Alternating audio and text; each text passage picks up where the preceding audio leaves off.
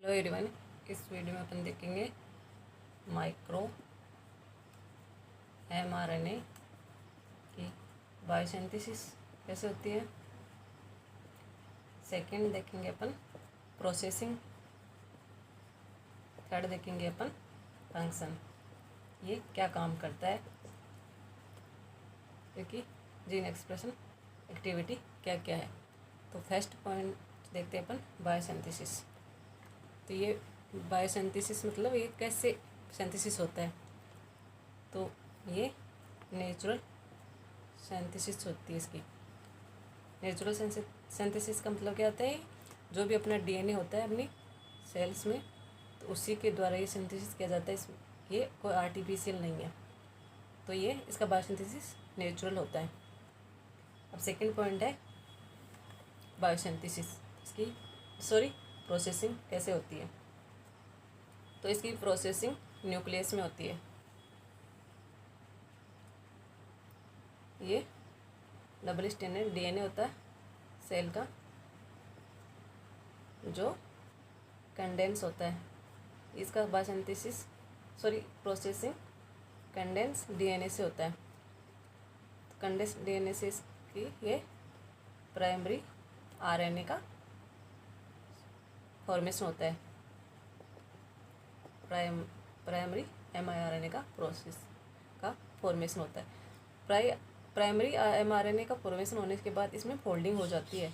ये single stranded होता है, तो ये सिंगल स्ट्रैंडेड फोल्डिंग होके डबल स्ट्रैंड में चेंज हो जाता है, स्टेम लाइक स्ट्रक्चर का फॉर्मेशन कर लेता है। तो अब इसकी स्टेम लाइक स्ट्रक्चर का फॉर्मेशन कर लेता है, तो इसको कट करने के लिए इसमें एंडोन्यूक्लियस प्रेजेंट होता है, तो उसको बोलते हैं ड्रोसा। ड्रोसा एक प्रोटीन है जो एंडोन्यूक्लियस का वर्क करती है, और इसको कट करके इसको प्री एमआरएनए से प्राई एमआरएनए में कन्वर्ट करती है, आरएनए में कन्वर्ट करती है। तो ये इसका मतलब ये कंडेंसिंग डीएनए है, तो इससे ये आरएनए पॉलीमरेज सेकेंड के द्वारा सिंथेसिस होती है इसकी, जिससे ये सिंगल स्ट्रैंडेड एमआरएनए बनता है प्राइमरी। इसमें फोल्डिंग होने से ये स्टेम लूप लाइक स्ट्रक्चर का फॉर्मेशन कर लेता है। फिर इसको ड्रोसा नाम की प्रोटीन पाई जाती है, ये एंडोन्यूक्लियस होती है, जो इसको कट करके प्राइमरी एमआरएनए से प्राई एमआरएनए में कन्वर्ट करती है। अब ये प्रोटीन प्राई एमआरएनए न्यूक्लियस से साइटोप्लाज्म में ट्रांसफ़र कर दिया जाता है। ये प्राई एमआरएनए न्यूक्लियस से साइटोप्लाज्म में एक्सपोर्ट कर दिया जाता है। तो साइटोप्लाज्म में यहाँ पे एक डाइसर प्रोटीन प्रेजेंट होती है। ये भी एक एंडोन्यूक्लियस है, जो ये प्राई एमआरएनए को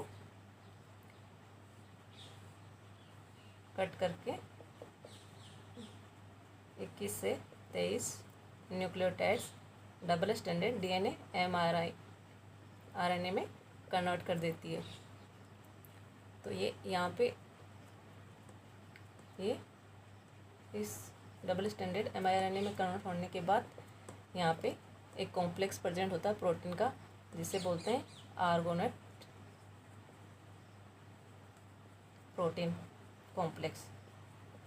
ये इस डबल स्टैंड एमआरएनए के साथ बाइंड होके इसको प्राई रिस्क कॉम्प्लेक्स में कन्वर्ट कर देती है। तो रिस्क कॉम्प्लेक्स ये क्या है, ये है आरएनए इंड्यूस्ड साइलेंसिंग कॉम्प्लेक्स। तो ये अभी इनएक्टिव अवस्था में है।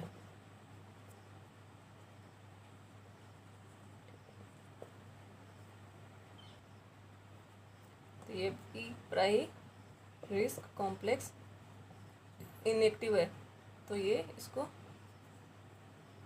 अब एक्टिव किया जाता है। तो ये इसके रिस्क कॉम्प्लेक्स है, ये इसको डबल स्टैंडर्ड से सिंगल स्ट्रैंड में कन्वर्ट कर देता है।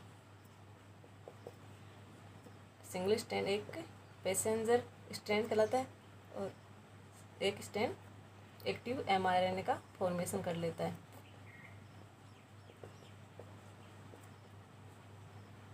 तो एक्टिव mRNA का इसका मेन फंक्शन क्या होता है? इसका मेन फंक्शन होता है ट्रांसलेशन को इनहिबिट करना। ये 5UTR रेजिम mRNA का, ये 3UTR रेजिम mRNA का, AUG ओपन रीडिंग फ्रेम।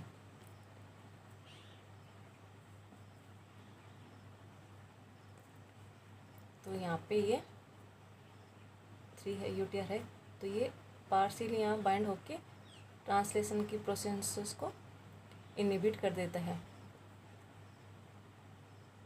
तो इसका मेन फंक्शन होता है ट्रांसलेशन को इनहिबिट करना। और ये जब इसका सेकंड फंक्शन ये भी हो सकता है कि mRNA को डिग्रेड भी कर सकता है। लेकिन mRNA को डिग्रेड कब करता है? जब ये इसके साथ प्रॉपर मैच करता है। ये पार्शली होता है तब ये ट्रांसलेशन को इनहिबिट ही करता है। तो ये इसका मेन फंक्शन होता है। तो ऐसे miRNA ट्रांस एक्टिंग एलिमेंट है। ट्रांस एक्टिंग एलिमेंट कौन से होते हैं? ट्रांस एक्टिंग एलिमेंट वो होते हैं जो जिस डीएनए से सेंथेसाइज होते हैं उसके अलावा बाकी डीएनए को भी डिग्रेड कर सकते हैं या उसकी प्रोटीन को सिंथेसिस को रोक सकते हैं। जो सिस एक्टिंग एलिमेंट होते हैं वह एक्टिंग एलिमेंट होते हैं जो जिस डीएनए से सिंथेसिस होते हैं सिर्फ उसी को डिग्रेड करते हैं, उसी के जीन एक्सप्रेशन को रोकते हैं। तो ऐसा ही mRNA सिस एक्टिंग एलिमेंट है, जबकि miRNA ट्रांस एक्टिंग एलिमेंट होता है। आपको वीडियो कैसा लगा? Please share and subscribe my channel. Thank you.